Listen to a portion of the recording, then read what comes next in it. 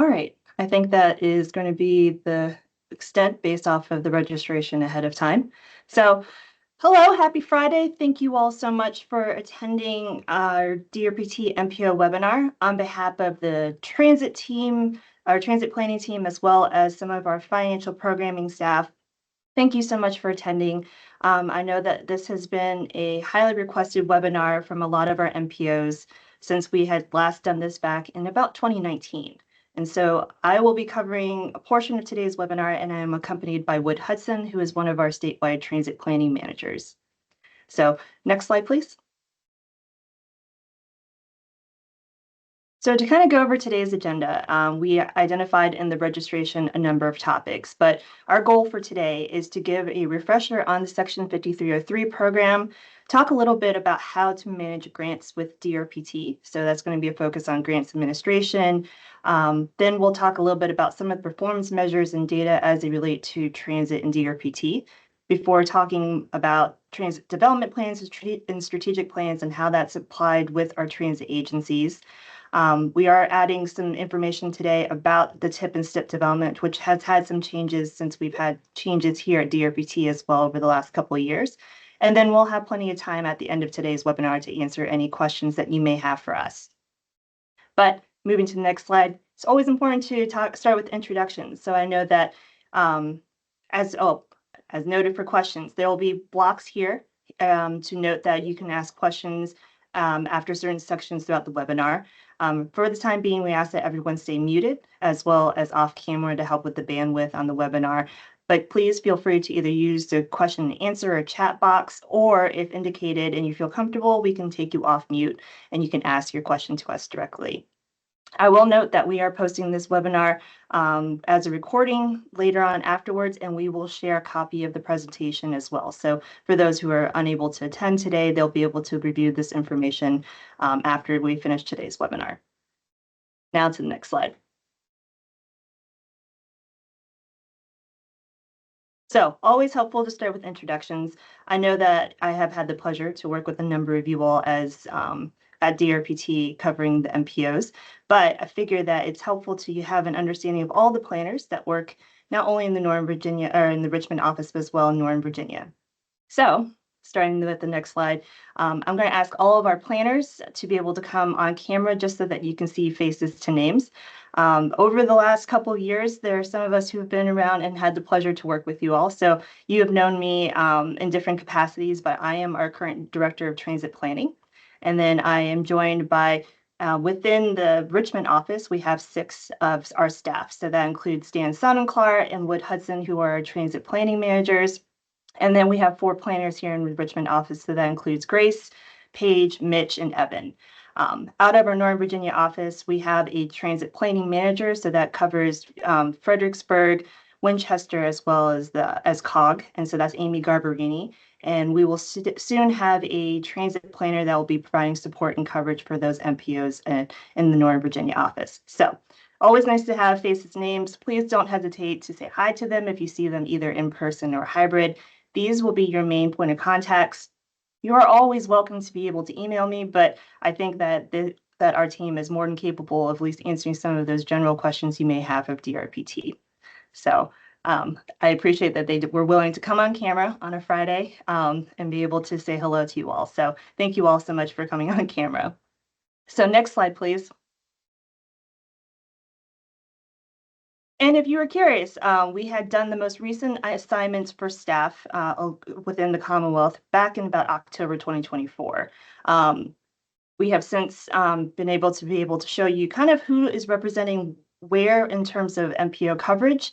As you can see, there is some distinctions I will note. So we had our new director, Tiffany Robinson, not to be confused with me as the other Tiffany. She is the main designee for Hampton Roads, but I, as well as Dan Sonnenklar, provide support to the TPO down there. But figured it'd be great to have a visualization of how we have split the various MPOs throughout the Commonwealth. And so I figured that this would be a nice graphic to be able to help you figure out who to contact if you have questions from DRPT. Next slide. All right, so let's go ahead and start talking about Section 5303 funding. So As many of you are familiar with, 5303 program is issued by Federal Transit Administration to provide funding and really supporting multimodal transportation planning in metropolitan areas. This, of course, needs to follow what we all know as the 3C approach. So, about cooperative, continuous, and comprehensive. This also results in a lot of the major tasks that MPOs work on, whether it's going to be your long range transportation plans or short range programs that really are reflecting transportation investment priorities. So, that could be like the TIP, for example. In Virginia, we are unique in that typically the state DOT would house both your PL funds as well as your 5303. But because we are the sister agency to VDOT and serve as the direct recipient with FTA, we manage the 5303 funds separate while VDOT manages PL. The way that we have done the allocations for funding to our MPOs, it's based on a formula that we review and get approved with FTA and FHWA. We did just do the update to the formula last May with the 2020 census data. And the approach that we have done, which is going to be a little different from what VDOT does with their PL funds, is that we agreed on a base allocation of $50,000 per MPO, so no longer to urbanized areas. And then the remaining funds are allocated based on the population within the UZAs. So as a reminder, 5303 is with DRPT. VDOT administers the PL as well as the statewide planning funds, or SPR. And then I know a big question that we've had is that when do we expect to see kind of allocations for fiscal year 26? As of right now, FTA has not released those apportionment tables. We usually expect those sometime in early March, but of course, with some of the situations going on with the federal government, we still have not received those numbers. Historically, we've always encouraged that for planning purposes, as you develop your UPWPs, please use last year's numbers. That is the conservative approach that we have been also given as far as guidance from our financial programming team until we receive those numbers and send those out. Last year, I think I sent the FY25 numbers right about the beginning of April. So as soon as we get those numbers, we'll be glad to share those with you. And I know that's always a challenge to be able to plan when you're not sure what's your actual programming numbers. But I think it's always important to understand kind of the time frame of when we can provide that information for you all. Next slide.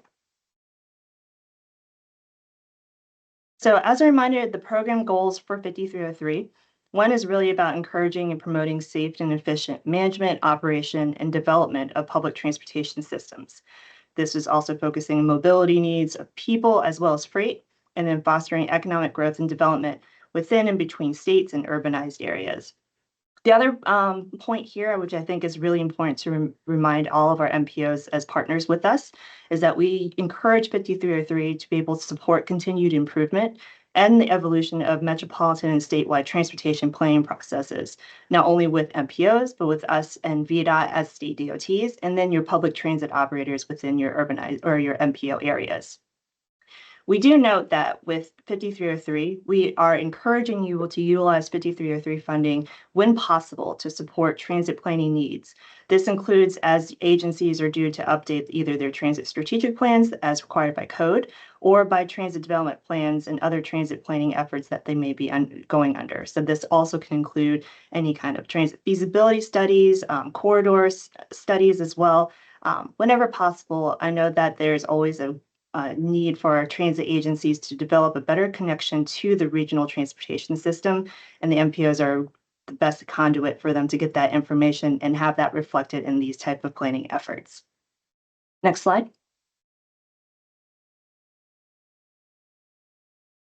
As a reminder for 5303, these funds are focusing on planning, but some eligible projects, and we have this listed in our purple book as well, which I'll reference in a little bit. But some eligible activities just focusing on supporting economic vitality, safety, security, accessibility, and mobility. So I know there have been questions in the past that have been about what you can and cannot use for 5303. The main thing that I think I want to highlight to our MPOs, especially those who may be new to dealing with 5303, we have some of our MPOs that actually also pass through some of their funding to be able to support transit agencies and activities related to planning. That can either be for both staffing, it could be also consultant work on planning activities. So I encourage you that if you are having a challenge in programming your 5303 funds, that you should explore some possibilities of connecting with some transit agencies to support their activities in transit planning. Next slide. So related to match requirements for 5303, we always want to remind our MPOs as part of their planning process. The federal share is not to exceed 80% of eligible expenses for projects funded under the program. DRPT as the state, we provide a funding match of 10%, which asks for a local match of about 10% for the remaining funding for the share. These funds can be others, must be from local funding sources. You cannot use any other state or federal funds because there are stipulations on the maximum amount of federal funds that can be tied to this grant. We do make a note that there have been uses of 5303 funds related to DRPT's state programs, particularly just our technical assistance. So if an MPO is partnering with a transit agency to do a study, for example, it is eligible to use 5303 funds, but there are certain percentages that cannot exceed. I believe that the main thing to take away from that is that there must be at a minimum a 4% true local match. And if there are questions about kind of the particulars with technical assistance, I recommend you read through our DRPT Blue Book, which is about our grant application process. Next slide. So moving into the application process. So 5303 applications are submitted to DRPT. We usually have a recurring deadline of May 1st, and it opens up when we open up our general application process for merit and all of our other programs on December 1st. We give a longer time frame just because of the planning process and developing your UPWPs and getting those approvals. But May 1st is the absolute latest that we can receive it, and then in order for us to be able to review your applications, do those approvals, as well as be able to develop the FTA application in TRAMPS for submission by the end of summer. So as mentioned, these must be submitted through web grants. So this is your first reminder in the webinar that if you have not logged into web grants, if you have not checked to make sure that all of the staff that need to have access to web grants has not already been reviewed, please take the time to do that now. Also, to note that with your application, there is a requirement to review and sign FTA certifications and assurances. That is available on the FTA website. As of this day, I don't believe that the federal fiscal year 25 certifications and assurances have been posted. But when that is made available, we will be able to provide that notification. So just note that if you've been looking, and I know a number of MPOs have pointed that out, it's not been available to us yet. As part of the application, you must provide a copy of your UPWP or Unified Planning Work Program. It can be in draft form because understanding by May 1st, it may still not be approved by your policy boards and so forth. But we do ask that you at least attach a draft to be able to align where you're going to be using your 5303 funds to the various work tasks in your program. And then we ask that final UPWPs, as well as the board-approved resolution, are submitted to DRPT. We take those final UPWPs and the resolution as supporting documentation for our FTA application for the 5303 funds. In particular, what's really important about the application is that all of your work task expenses, they need to align with what's identified in your work program, as well as kind of the ALIs, which we'll talk about in a little bit. What we do at DRPT on the transit planning side, we will review and approve all your 53 applications. So it's very important that when you're filling out the application, you provide as much information on the work task as possible. I will make this note here, and it might be noted somewhere else, is that in the description for all of your work tasks and ALIs, please make a short description if it's going to be related to transit planning, freight, rail, so forth, versus references to your UPWP. A number of you know that the size of UPWPs can be quite long, and sometimes we'll actually have to make that description ourselves. And in order to make sure that the information is accurate, we'd rather that you would generate those descriptions for us as part of the application. 5303 funding is then programmed in our section of the 6-year improvement program and finalized with SIP approval by CTB roughly in June. For the purposes for the draft SIP, because of the timing when we get our apportionments, we tend to do a placeholder for last year's numbers. So when we release that in the next couple of months for FY26, you may see that we still have a reflection of FY25 numbers. Those will be revised before final approval and presentation to the CTB. So just note that's how we do that. We also do that effort support for 5304 funding that we receive, and that's our statewide kind of general transit planning funds that DRPT receives from FTA. And in terms of the workflow after that, once we have the SIP approved, then we will proceed forward with developing the federal grant application for both 5303 and 5304 funding. And then once the FTA has approved our application, we develop those 5303 contracts. Because it aligns with the federal fiscal year, contracts are usually not available until October, but I will note that our contract timeframes are usually from July 1st to about December 31st of the following year. So please don't worry about the question of timing in terms of eligible expenses when they can be incurred. Next slide. So I do want to note a little bit about carryover allowances. 5303, we do see that our MPOs may have challenges in terms of spending down within the roughly 18 months that we allow for grants. So if you are intending to carry over any funds, you need to make sure that you identify that first within your UPWP. We do restrict that you don't carry over more than one fiscal year of carryover funds because from an administrative and a reporting perspective, it makes it very hard to track to make sure that one, MPOs are spending their oldest funds, and two, to report on milestones and timing of progress for various grants when we have multiple years of funding for 5303. We ask that in the UPWP that this must be indicated separate of your new year's funding. So outside of what is going to be their full allocation for fiscal year 26. If you have carryover funding that you're planning to use in 26 as well, you need to list that separately so that we can be able to track that accordingly and that it doesn't have any confusion in terms of our FTA application for 5303 funding. This also must be approved in terms of your documentation by FTA and DRPT. So again, we ask that as you're developing your UPWPs and your budgets, that you separate these amounts from the new amounts. And this includes any local, state, and federal amounts by task. And as always, as a reminder, if you do have carryover funds, make sure that you submit claims for your oldest open grants before submitting for newer ones. And we will make sure that on our end, we'll check to make sure that this is done accordingly. Next slide. So I will take a pause here for any questions about Section 5303 or our application process.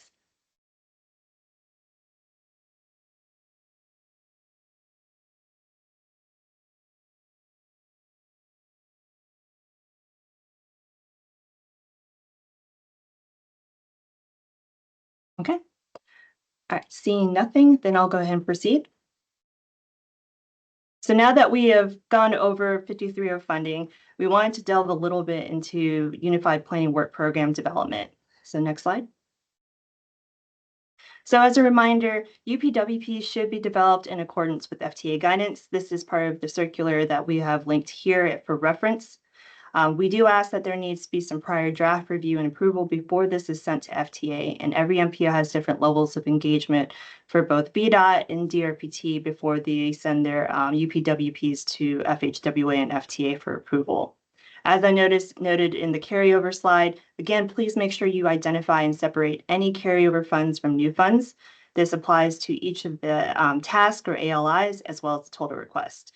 This is important because when FTA, for particular reasons, when they're looking at our grant application that we submit, they will look at how much and make sure that the total 5303 amount is being programmed and allocated. And so if your UPWP shows a different amount, it will be automatically sent back to us, which will result in delays for your contract. So this is why we make sure that your budget will reflect the new amount and then as well of any carryover funds so that they can make sure that there is no confusion on how much you're using for the fiscal year.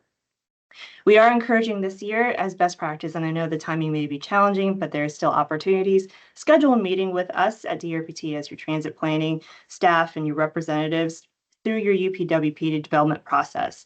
And we can also coordinate this with FTA when available, as well as the public transportation providers within your MPO area, so that we can review some areas that may be relevant, as well as any other kind of transit-related activities and needs that can be reflected in your UPWP. That way, it's a much more of an engagement process and also be able to give you a better connection and relationship to our public transit providers and FTA that you may not get from just your standard technical committee meetings or policy board meetings. Next slide. So this part is going to be something that we emphasize that it's very important to align your UPWPs. So I mentioned in the application process that there'll be a number of ALIs that need to be tied to your work task in your unified work planning work program. In particular, we at DRPT typically try to constrain how many ALIs or FTA codes that we use per application, because the more ALIs that we report and apply for, the more that we have to provide milestones for every year, or even more frequently, depending on the end dates for the grants. So we are encouraging in the yellow here, there are roughly about 6 here that we have highlighted. Please use these ALIs when possible. So that includes program support and administration, general development comprehensive planning, long range as well as short range transportation planning, TIP, as well as system planning to support any kind of transit capital investment decisions. In years past, we've had a number of our MPOs use the other activities for any activities that they could not cleanly identify in the ALI, but then this makes it a challenge in terms of reporting because it can cover a range of activities. So when possible, please align as best as you can to the ALIs as we've identified here. These ALIs, as I keep mentioning, these form our application for 5303 funds, and so it's important that we try to be as consistent as possible with our MPOs in terms of activities. If you're unsure exactly about how to best to align some of the work tasks you have with the ALIs, please reach out to us, and we'd be glad to walk through what you're thinking in terms of your UPWP and how that should translate into the application. As always, provide a summary of the work by UPWP task in your 5303 application. So as I mentioned before, please don't simply reference the page of your UPWP, but please provide a short description so that we can be able to translate that into our FTA application. Next slide. So let's move into grant administration. So for DRPT, a number of you MPOs maybe only have experience dealing with just our 5303 grants. Some of you may have also taken advantage of some of our other programs, such as technical assistance. Either way, we do have a resource that we talk about, and I mentioned it earlier about our Purple Book. This is what we use as kind of a shortened term for grant administration procedures for public transportation and commuter assistance guidance. This is available on the DRPT website. We update this annually in July, so just about to time when we start our new state fiscal year. So if there are any questions, please review the most recent edition to be able to find that information. Some key sections that are related to our MPOs that we think that is important for you to review. Section 4.2, which talks about the FTA funding that covers 5303, but also some of the other dynamics that deal with flexing funds or federal authorization of funds from federal highway to FTA and so forth. Section 5.0, which is the development and execution of grant agreements. And then Section 6.0, which really is about grant reimbursements, which we'll kind of go into detail here. And that covers everything for what we look for supporting documents, questions about indirect costs, our travel policy, and then the claim timeline. The last section is also there about procurement and then the use of bench contractors. If you have listened to our grantee webinars in the past that we usually have in the fall, we do mention that our MPOs as well as transit agencies are eligible to use our general planning bench contract. And so we do make a note about some of the requirements for procurement, especially if you're using our bench contractors, or if you are using your own, that would be utilizing 5303 funding. Next slide. So talking about really reimbursement requests.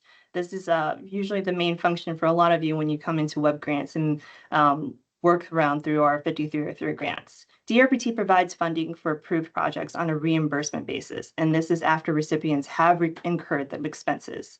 So once you've executed a project agreement, recipients can begin submitting their claims through web grants. Again, this is my second time I'm going to emphasize that please make sure you have the appropriate staff that are going to be notified about the grant when you're submitting claims and have access and are able to execute those agreements once they come available.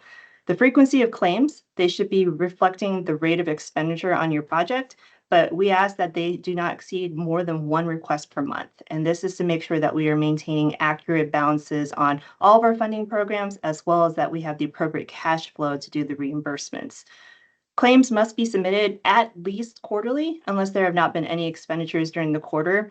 This way, it shows that there is forward progress and movement on your grants, and that will also allow us to understand that we won't be able to expect a large final reimbursement at the end of the year with hundreds of pages. It makes it easier for us to be able to pay you and review those claims accordingly. At a minimum, we always describe that claims must have supporting documentation and then a summary sheet, which I'll go over in the next few slides. And then for expenses incurred for authorized activities during the execute agreement time. So it's important to know that your UPWP typically will only be from the state fiscal year, so July 1st to June 30th.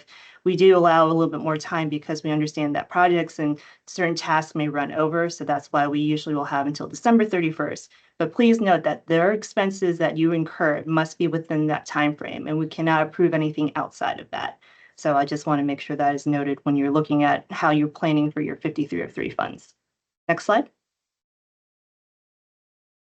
So some key steps to kind of think through, and this is also outlined in the purple book. So you will submit your reimbursement request submission through web grants. We at DRPT will be notified once that has been reviewed initially by our our finance department, and then we'll review the claim for any kind of travel as well as the supporting documentation, the summary sheet accordingly. We may end up negotiating back if we need additional documents and web grants. And then usually the claim will be indicated either as approved, suspended, or rejected, depending on what's the status and what we find in our review. Final reimbursements for any contract, they must be submitted within 90 calendar days from end date. So make sure to note this is 90 calendar days, not business days. So if most grants for 5303 end as of December 31st, you would have until March 31st or so, depending on the timing of the days in February, to be able to submit that. And this is for any final reimbursement. This is different though, because you can't submit any expenses past December 31st. So I will just make sure to emphasize that again. If we do not see that final reimbursement within the 90 calendar days, then we will close that grant accordingly. And then we have reimbursement payment. Our policy is that we reimburse within 30 days of receipt of your claim. And so that is a policy that we are held to. In terms of grant extensions, we know that a number of times, as mentioned before, this is related to carryover. If you are unable to spend your 5303 funds within the established timeframe of your grant, you may submit for a grant extension. It must be submitted within at least 30 days before the end of the contract, and that we extend at a maximum for about 12 months. If there are circumstances that you may need additional extensions, this will require greater internal review, usually escalated above to our chief or sometimes to our deputy director, depending on the circumstance and the amount of funding. So just a note, as you plan through and you're doing your budgeting, if you're seeing that you're going to need a grant extension, please make sure you submit that within plenty of time in advance so that it can go through the approval process. Next slide. So talking about the summary sheet documentation for claims, we always ask that there's a summary sheet that's uploaded with your reimbursement that lists all of the expenses that are going to be included in that request. These summary sheets should show out of following these type of expenses. Of course, the date of the invoice number and reimbursement period, your total amount and how that's being charged to the reimbursement request. And most of you will do a breakdown of the federal, state, local match. And so then the federal state will be your reimbursement total. The breakdown of your UPWP by task, so how much was budgeted versus expended for that reimbursement period. A main point of contact, that could either be your grants administrator, your financial staff, or maybe even your director of transportation, however you administer your program there. If there are any consultant or vendor purchases, so if you also did any kind of catering for meetings or even purchases of marketing materials, please make sure you list names of vendors as well as a description of the expense. Next slide. This one is very important because we ask that in addition to attaching supporting documentations, please make sure that it's legible. I do understand that sometimes that some notes are going to be handwritten or even when you're doing scans, but if we can't see clearly sort of the details of a receipt or an invoice or notes about, logic of certain calculations or where time is being charged, we can't be able to review your claim appropriately and we will end up having to negotiate it back for you. So make sure that as you attach all your supporting documentation, that is clear, that it's easy to understand for us here at DRPT. The expense summary of staff time and benefits charges needs to be clear in that. I mentioned before that if you have contractors or consultant staff charges, they need to make sure that is clearly outlined as well as the narrative, the detailed work that they performed. If you're also charging for printing materials, so if it's like paper, agendas, things of that nature, please make sure that we can see that information, travel documents, which I'll go into more detail there, and then any other relevant receipts. I will emphasize again, the total amount on the summary sheet must equal the total amount of your reimbursement request. That's one of the first things our financial staff will look through on their first audit, is make sure that everything matches up in terms of totals. In particular, for us in transit planning, we really do evaluate kind of the legitimate activities and expenses versus them being able to do the numbers for us on our behalf. We describe this a little bit more in detail in section 6.1, but please make sure to refer to the purple book as possible. And then complete invoices, as I keep saying, will speed up your review and payment so that you can be able to receive your reimbursement. Now you can move to the next slide. I will take a moment here to pause, drink some water, and see if there are any questions from everyone on grant administration.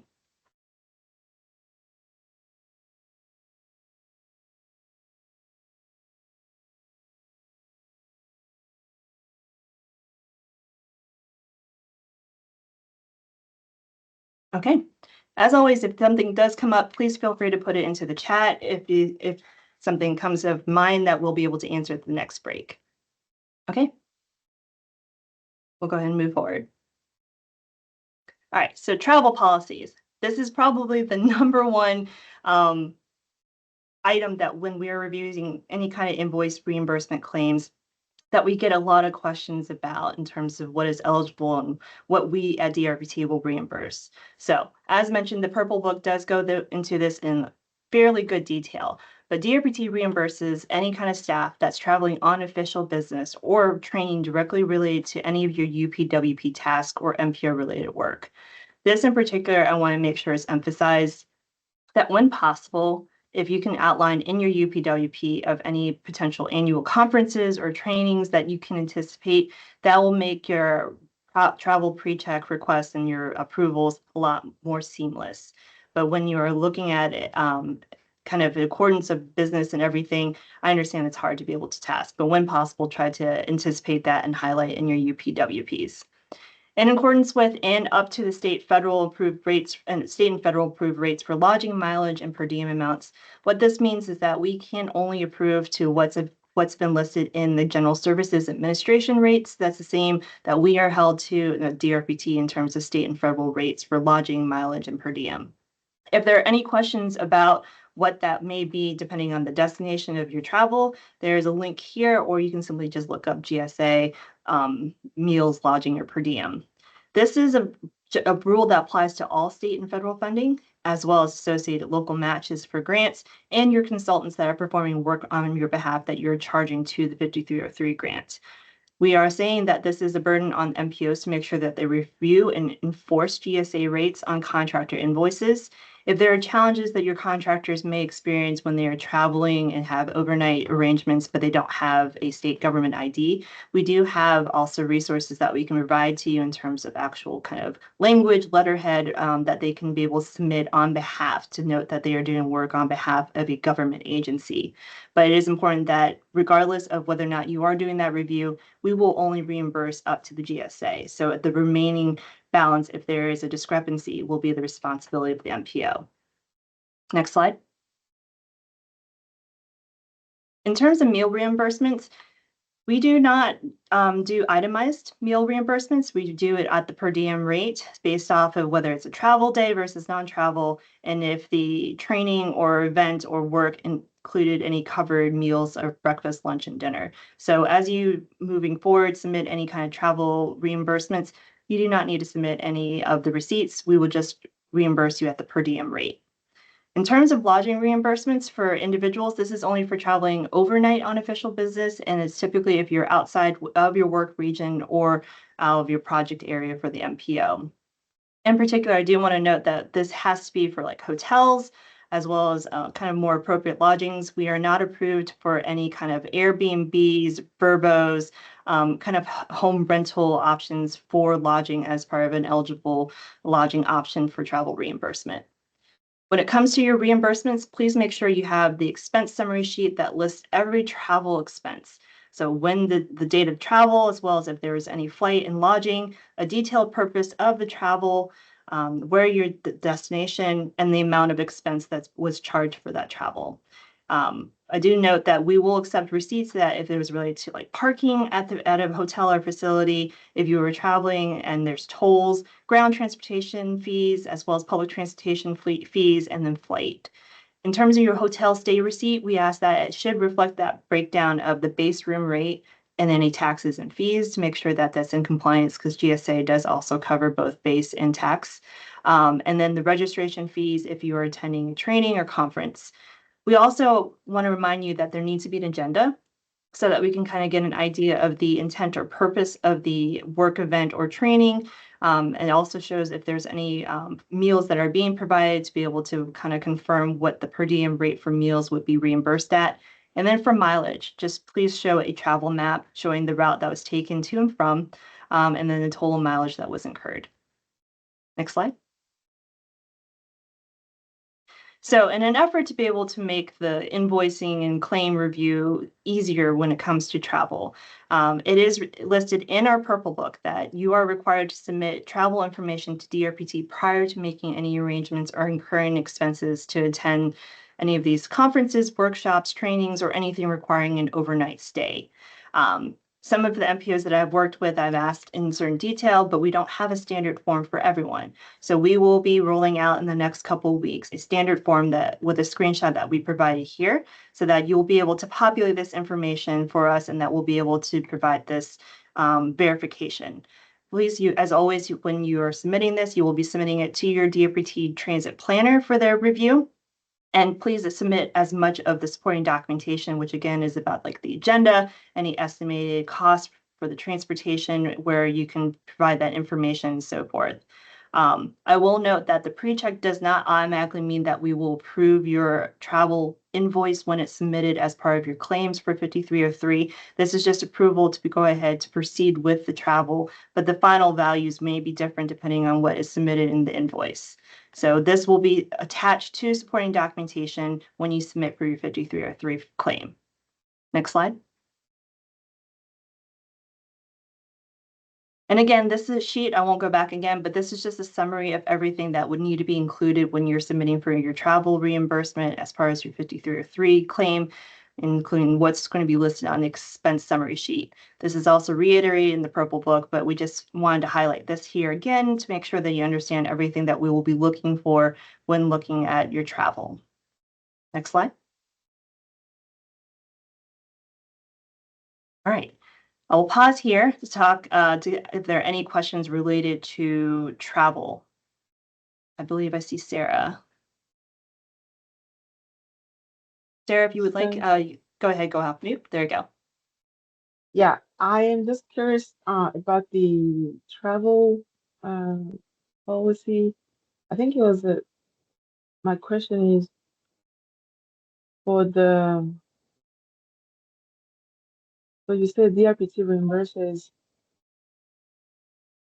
all travel on official business and training related to UPWP and the MPO work. Mhm. Does this mean just for the like DRPT? Are these for the task for DRPT or just the entirety of the UPWP and any other MPO related work? It will be into the entirety of your UPWP. So we have One, received requests before that might have been attached to maybe more activities related to the PDC side, for example. We need to make sure that there is a direct correlation in terms of the purpose of that travel to some element of your UPWP to make sure that's eligible for 5303 funding. wonderful. Thank you so much. The You're second welcome. question is, how does maybe this is the question, I'm sorry. So when you say per diem rate, how does that work? Because you don't get the itemized for meals, for instance. Right. So with GSA, they will list meals for both breakfast, lunch, and dinner, depending on the destination. So instead of being able to reimburse at exactly what you may incur the cost, we will just be able to reimburse that approved amount for GSA. So say, for example, you go and get breakfast, it's at $10, but GSA will give you up to 12. We will just go ahead, instead of trying to do the itemized receipt, we will do the $12 reimbursement for breakfast if breakfast was not included in the conference or training. That way it's just going to be an easier process and you don't have to keep track of it. Obviously, there are other stipulations that we won't cover alcohol. So there's those other components. But for us at DRPT, we don't do itemized. We are just reimbursed at that per diem. There are other information that's related to whether it's a travel day or not that GSA makes the distinctions, but we just don't need to see your itemized receipt if you're accepting per diem. Thank you. You're welcome. Micah, I think you were next. Yeah, hey Tiffany.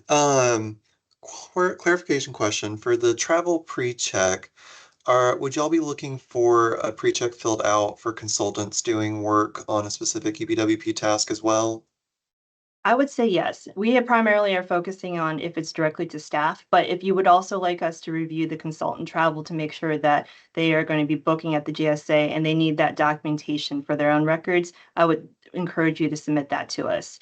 Like I mentioned before, the consultants that are working on behalf of your task for the MPO, the burden's more on you all in terms of making sure that they do that. But I think we were thinking the pre-check had been primarily for MPO staff activities. So the clean answer is yes, if you can submit that so that we can make sure that the consultant is going to be able to have that approved GSA rate as part of their activities for you. That sounds good. Thank you. Welcome. And then I believe Taylor. Tiffany, quick question about the GSA rates and travel. Have there been any exceptions for things like a situation where maybe you might be attending a conference and all of the conference events are at that hotel, but that hotel is not GSA rate? Has there been any flexibility for that, or is So it kind of just like the same thing and you're expected to stay at a hotel outside of the So you conference? have a couple of options. For us, we have experienced that as well at DRPT. And so I think that GSA, or at least the expectation is that you are also to look at any kind of hotels that are within a 10 to 15-minute walking or travel distance that in terms would be able to meet the GSA rate. You are given the option that you could stay at the conference hotel, but again, you would only be reimbursed the GSA rate. So the difference would be the responsibility of the MPO.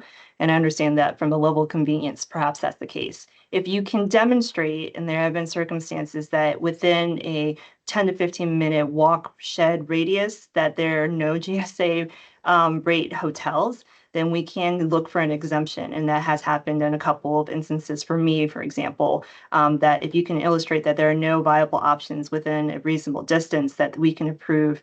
I think that the approval is like maybe 20 to 30% above, but we can verify that for you. Awesome. Thank you. You're welcome.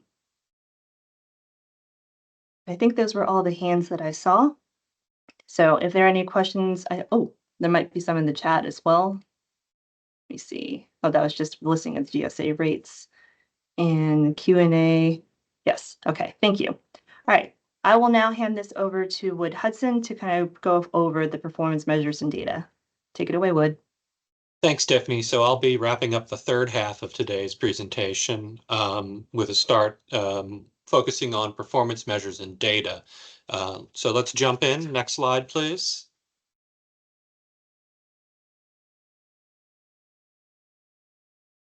So one of the key topics when it comes to transit performance measures is transit asset management. The transit asset management is the plan that is required by code.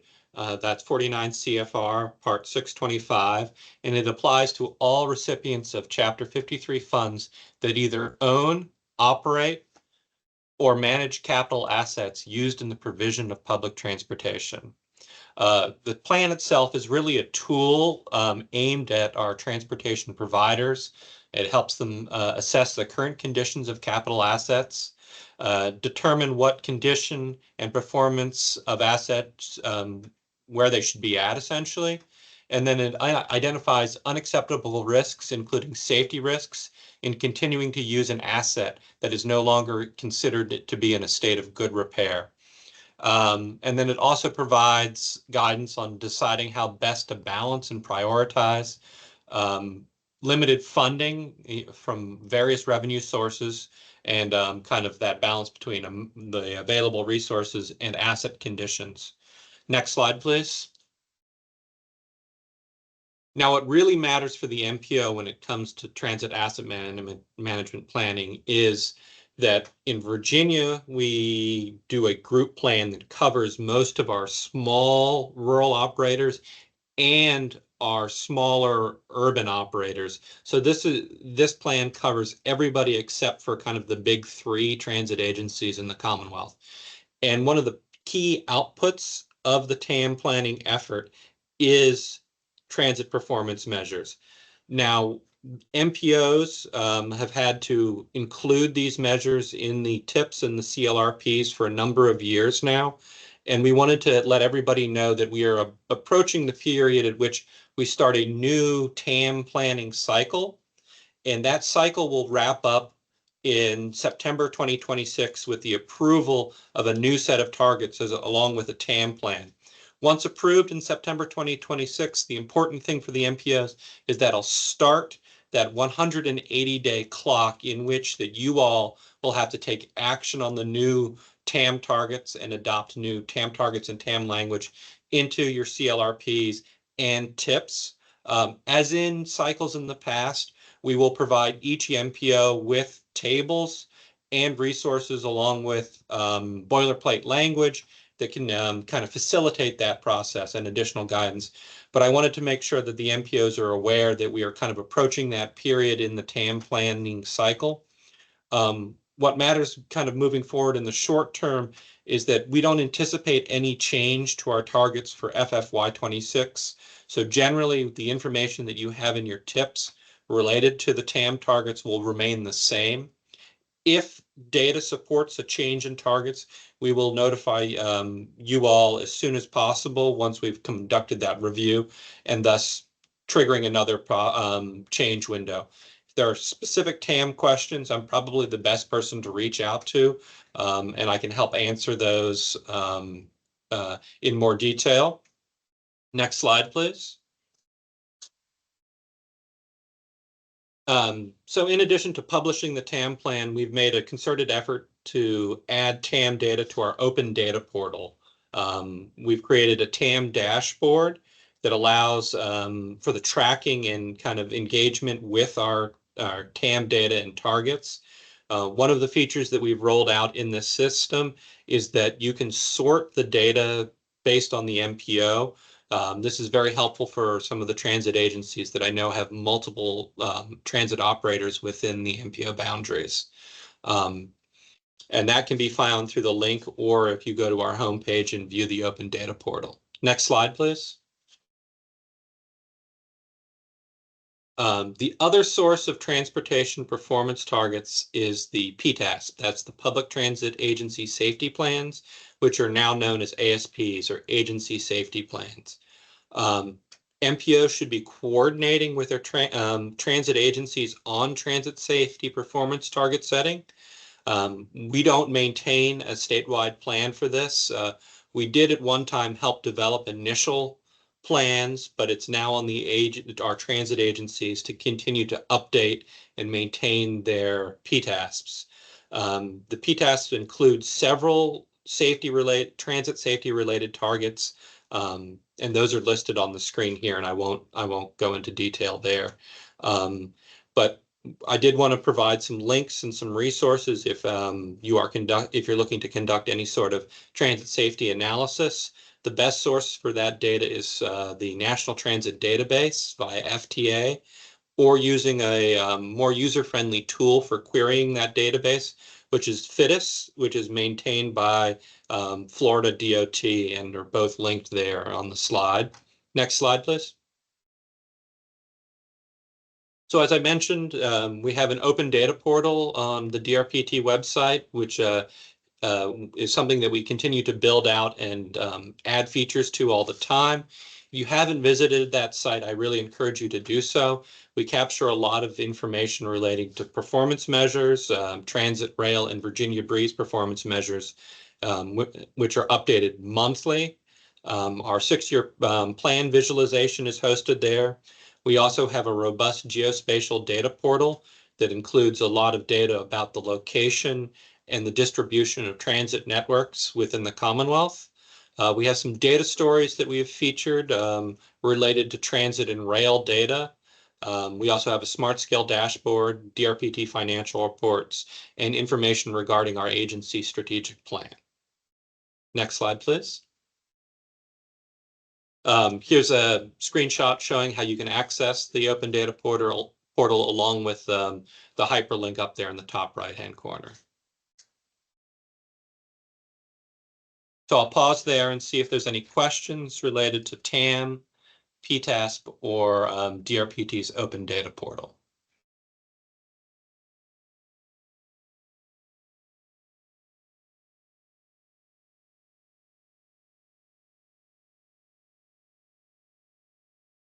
All right, go ahead. We have one question, it looks like. Hey, Wood, question for you. With the updates to the TIP and the long-range plan after the plan is adopted in September 26, would that be an amendment to the long-range plan and TIP, or would that be an administrative modification? Generally, these can be handled as administrative modifications since there's no real dollar amounts that get impacted. But kind of the recommendation I've provided in the past is, it's best to consult whatever is in your public participation plan guidance and kind of local MPO precedent for that. Gotcha. Thank you. Sure thing. All right, let's, if there's no more questions, let's jump into the next slide, please. All right, now I'm going to switch gears and talk about transit strategic plans and transit development plans. And this is more of an FYI. I think a lot of MPOs are kind of familiar with this process, but we wanted to provide some more detail. So the primary goal of a transit strategic plan is to create a strategic blueprint outlining desired changes that will improve the provision of transit service through each agency's service area within existing funding structures. These documents include the development of a strategic vision for a transit agency, completion of a system performance and operational analysis, identifying areas where the agency needs to improve to achieve the strategic vision, identification of desired service improvements and modifications to the transit operations, development of an implementation plan and a financial plan outlining when changes will be made and how will they be funded over the lifetime of the plan, which is generally a 10-year horizon. We encourage the MPOs to review and mine the TDPs and TSPs as sources of projects for your long-range transportation plans, as these tend to be the most concise and consolidated documents providing a vision of changes to transit systems within MPO areas. Next slide, please. The transit development plans are similar to the transit strategic plans, but are completed only by our smaller transit agencies. As a result, that only impacts a few MPOs that have some smaller transit agencies that operate within their boundaries, as these tend to apply mostly to our rural transit operators. We can jump to the next slide. We wanted to highlight that we're continuously trying to improve and iterate our guidance on transit strategic plans and TDPs and TSPs. Recently, we've gone through the process of doing some survey work of our transit agencies to kind of better understand how they're using their plans and how the guidance is being reviewed and implemented. We just wanted to highlight that we did a survey this fall, winter, and got some feedback, and we're going to actually be moving into kind of a second phase of this effort to improve our guidelines, where we'll engage some additional stakeholders, mainly focused on engaging with the technical experts and the consultants that have been working to develop some of our plans. Next slide, please. All right, we can just jump to the next one as well, because that covers what I've already said. Pause there, see if there are questions about any of that. Go ahead. Question regarding the cutoff for a TDP versus a TSP. Is that based on the full reporter / reduced reporter designation? No, it's actually based on application of state code. There are certain agencies that have to do TSPs, and then basically the rest are just subject to the TDP requirements. Thank you.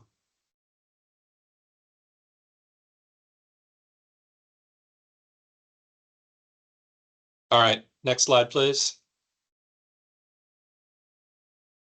Great. So now I'm going to jump into covering the TIP and STIP development process. I know this is a hot item, so I have a pause for questions afterwards. So please use the chat if you'd like to put in a question as we're going through this process. I know most people are aware of the fact that we are kicking off a new STIP development cycle here very shortly. So I wanted to include kind of the timeline for that and mention that both DRPT and VDOT are kind of working lockstep on this process of the new STIP development. I won't go through this timeline, but I wanted to include it there as reference and point out that the kickoff is starting in June and the process essentially will wrap by October 2026 with MPOs posting the approved tips on your websites. Let's go to the next slide. So now moving into kind of the nuts and bolts of the STIP. We wanted to cover some information and guidance on responsibilities and how everybody fits into this process of maintaining both the TIPs and the STIPs. In Virginia, kind of Tiffany had mentioned that we are very unique in our structure, having both VDOT and DRPT separate. What that means for the STIP process, if VDOT manages the FHWA/highway portion of the STIP and DRPT manages the FTA and transit portion of the STIP, but both STIPs are combined for federal use. The role in which kind of the transportation planning staff play in this process is that we review TIP requests for accuracy and required documentation when you all are making a request to DRPT for a transit TIP amendment or modification. We're there to provide technical assistance to transit agencies and MPOs. And one of the things that we're doing now is we're encouraging that if you all are receiving TIP actions from your transit agencies, feel free to engage your transportation planner early in that process. We're finding that can address a lot of concerns and kind of move things forward more smoothly. We work directly with our financial programming staff here at DRPT to kind of facilitate the revision of the STIP document and communicate with FTA on the review and approval of STIP changes. The only funds that really come from DRPT in terms of direction is going to be those Section 5310 funds, in which DRPT will be providing an annual list of 5310 projects to the MPOs for inclusion in your TIPs.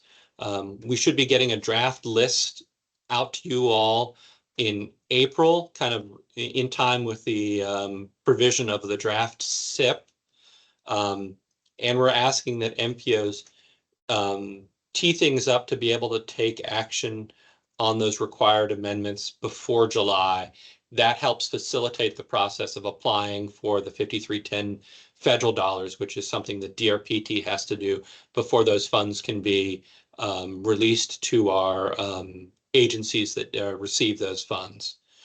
As I mentioned, transit agencies are kind of providing the majority of TIP amendments and TIP administrative modifications, as they are the direct recipient of federal funds, except for the 5310 funds. So we really encourage constant communication with your transit agencies about TIP stuff. Next slide, please. So I'm going to run through both the TIP and both the STIP administration, STIP process for administrative modifications and amendments. They are very similar, but there are some significant differences. So a STIP modification is a minor change in project scope cost that are less than the limits established in the threshold tables under amendments, which I'll show on the next slide.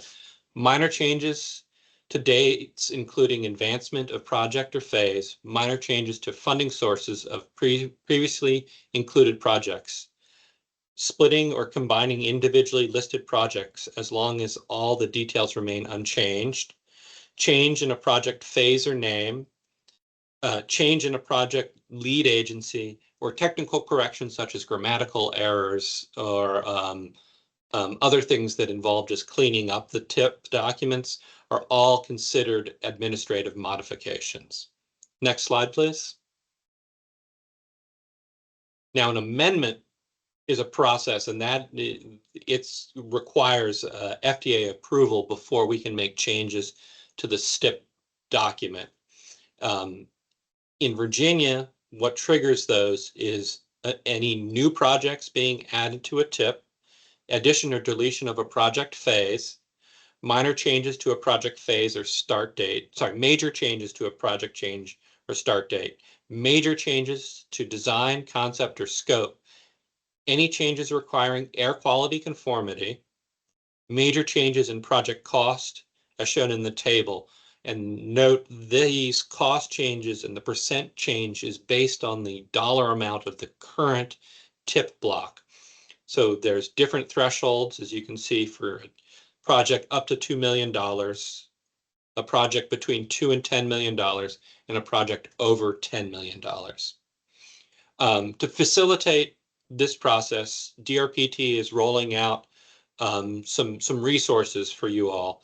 This includes a resolution template with some recommended language that is a result of feedback that we have received directly from FTA, and a revised TIP change form that we're going to be rolling out soon. I would like to note that given the current situation and staffing levels at the Federal Transit Administration, TIP actions, we should anticipate that they're going to take a little longer than they have in the past. So make sure you're planning for those and baking additional time into the process when it comes to making TIP changes. Next slide, please. So taking all of those bulleted lists and condensing them down into a graphic was a yeoman's task that one of my staffers did. And this is kind of a visual representation of both the amendment and the modification process, which is a good reference and something that is going to be available to you all when we send this presentation out. Next slide, please. As I mentioned, we have a template resolution for TIP amendments. This resolution includes all information that is being required by FTA, including listing of project IDs in the amendment. MPOs, of course, you guys may use a different language for your board resolutions, but you must ensure that it includes the key information required for STIP actions. This is the MPO. Name and date of resolution, the requester name, project IDs of affected agencies included in the amendment, and an approval signature on that resolution. Next slide, please. And here's that TIP change form. As we noted, it's coming soon. We are working with some select MPOs to kind of refine the process and get some feedback on this template before we roll it out to everybody else. But stay tuned. We'll be following up with more details when this is available to everybody. Next slide, please. So kind of closing out this section, wanted to list some resources and staff contacts and mention that we have set up a centralized mailbox that we will be using for TIP communication starting in April, and that we're encouraging MPOs to always contact your DRPT assigned transit planner as kind of that first point of contact, so we can engage and be aware of kind of any sort of tip actions related to transit projects. I also have included a list of the key players over in our financial programming staff team who are involved in the tip process and are taking the information and doing a lot of that collaboration with the Federal Transit Administration as they seek approval for our STIP amendments. And then also I've included a link to where you can find a copy of the most recent version of the STIP. Next slide, please. Questions? All right, I see one hand raised. Go ahead, Miles. Hey, Lynn. The question I had, and this is something we've floated a few times in the past, has there been any consideration about moving toward something more akin to what VDOT has with the STIP workflow that goes through SharePoint, so that it's kind of consolidating the requests and all the movement across the agencies? I know that VDOT is looking at some new tools related to how they're going to be managing the STIP, and we are in close communication with them to see how we can better integrate our processes when it comes to that. And yeah, that is something we're looking into. But unfortunately, for the time being, we're kind of working with what we have in terms of the limited tools that are available right now. Tiffany, did you want to add anything there? Yeah. Hey, Miles. So yes, I know that we have chatted a little bit about trying to streamline between VDOT and DRPT to be able to communicate. I have Deanna Owari, who is with our CFO and helps us manage kind of our oversight for financial programming in general.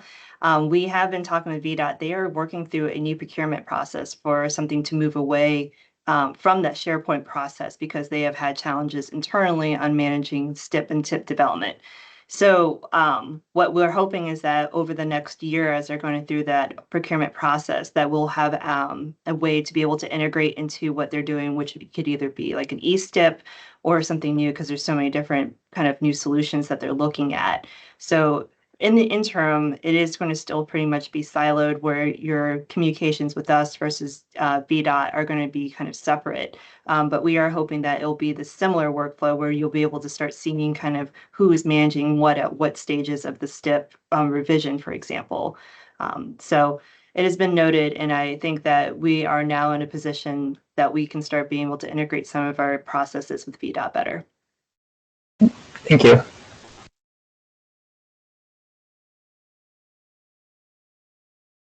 Do we have any additional questions on STIP and TIP processes and procedures?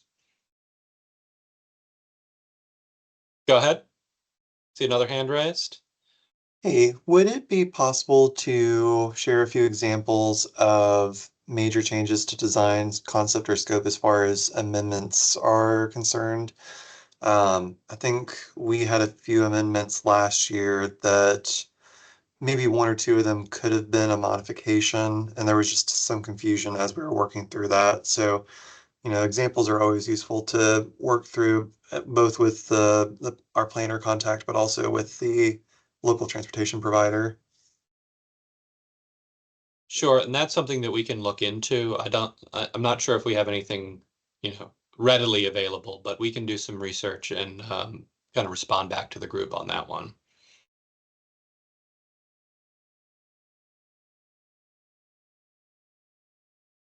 All right, let's close things out. So let's move over to on to the next slide, please. Rounding things out is just a discussion of other items. As Tiffany mentioned in her slides, we do have a bench of contractors available, and that MPOs and PDCs are eligible to use our bench and access our consultants. We have AECOM, Kimley Horn, Michael Baker, RK&K, and WSP on our planning bench. We have information on our website specific to those consultants, and I encourage everybody to refer to the Purple Book for guidance on how to access our consultant bench and the requirements for doing things like issuing task orders or providing an independent cost estimate if you're looking to use our bench for studies. We've had MPOs in the past use our bench to do things like provide consultant support to tasks related to long-range transportation planning, chip development. I think we've even had some MPOs use our bench for very specific planning activities like regional multimodal plans and other things related to just general planning needs. So we wanted to make sure that everybody knows that is an available resource that's out there for you all. Next slide.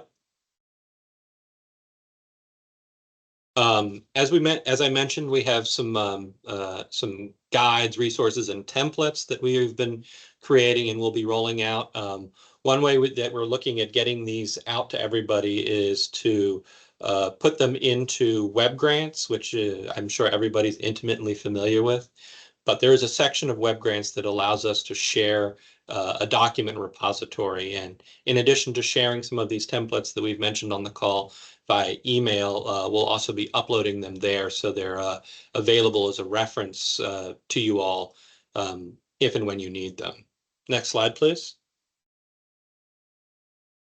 And lastly, we know that a lot of the MPOs are kind of moving into the process of doing LRTP updates, and I wanted to make sure everybody's aware that we can provide planning level projections for LRTP financial constraints. We can do this for state and federal funds, for MPOs and the relevant transit agencies within your boundaries. This includes both capital and operating projections and Section 5303 fund projections. You can request these via your DRPT transit planning contact. We just ask that you give us ample time to work through the projections. And we're saying, if you need them, please try to come in like at least a month before you really need them. So it gives us time to run the numbers and get that information back to you. Next slide, please. I think this is our last pause for questions before we wrap. So please use the chat function or raise your hand if you have questions about anything that's been addressed in today's webinar.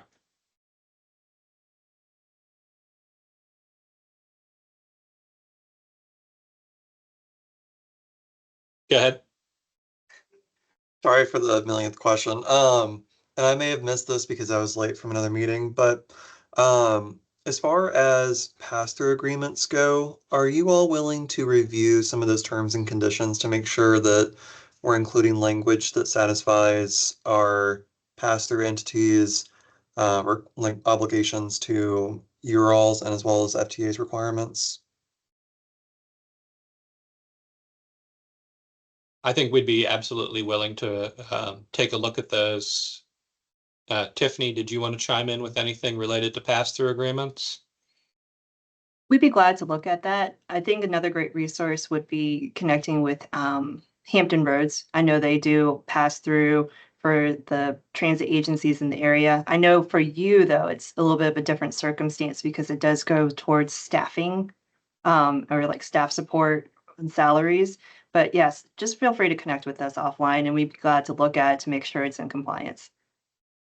That would be wonderful. Yeah, thank you. Welcome.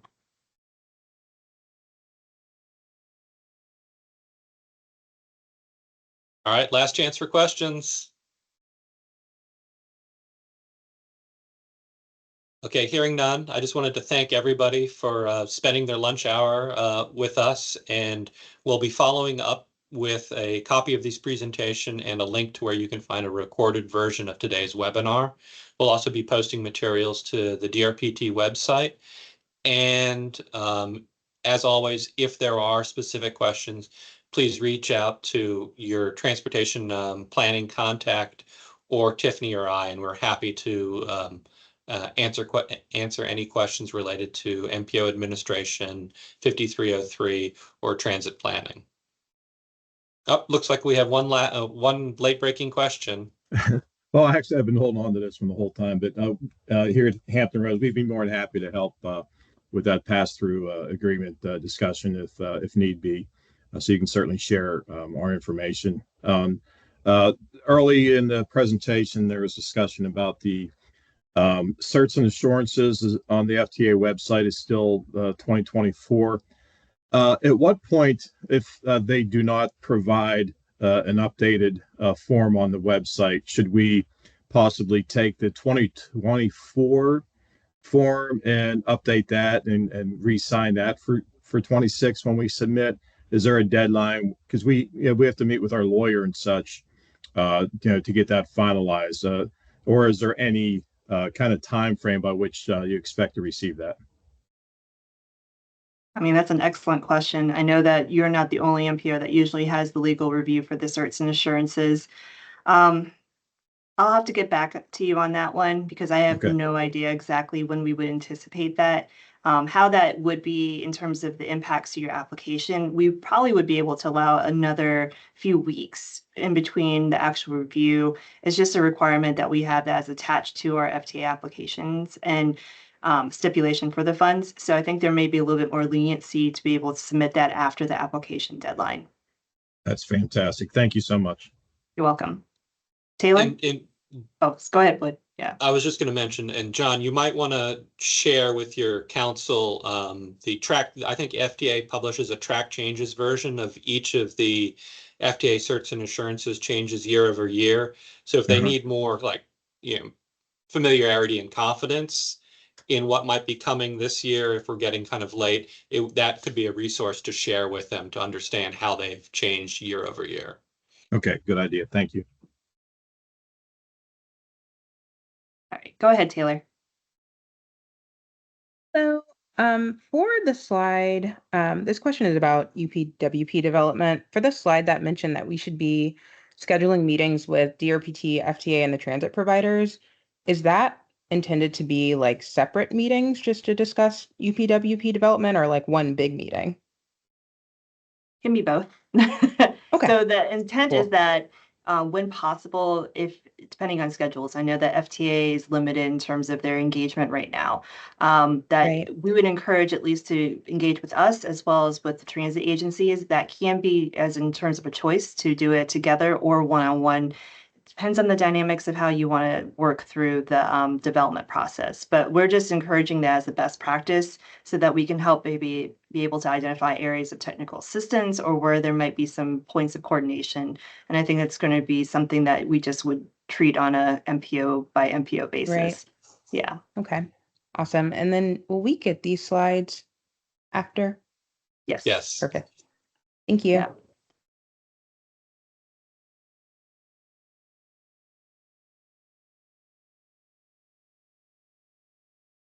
Oop.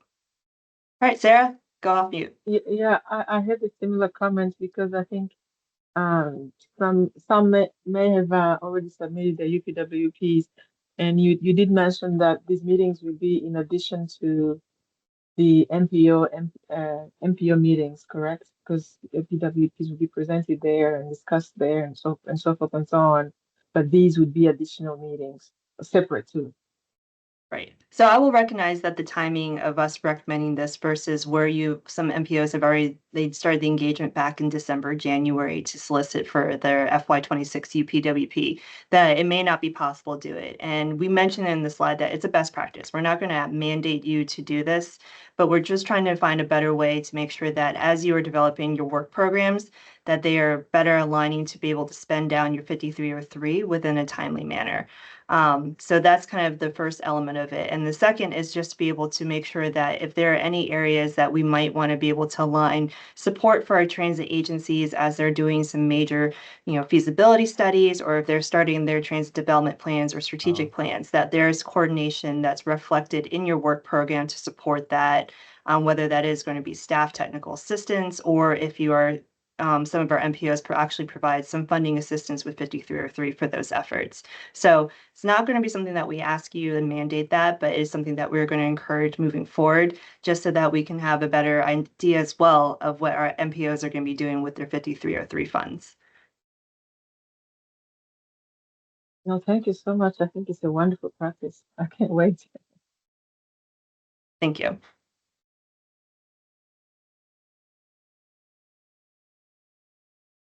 All right. Hearing no more questions, I think we can go ahead and end things and give everybody just a few minutes back of their lunch hour. Thanks again for participating in today's webinar. We will get the materials out to everybody, and have a great Friday afternoon. Bye, everyone. Thank you so much. Thanks. Thank Bye. you. Thank you all. This was very helpful. Thank you. Mhm. Thank you so much.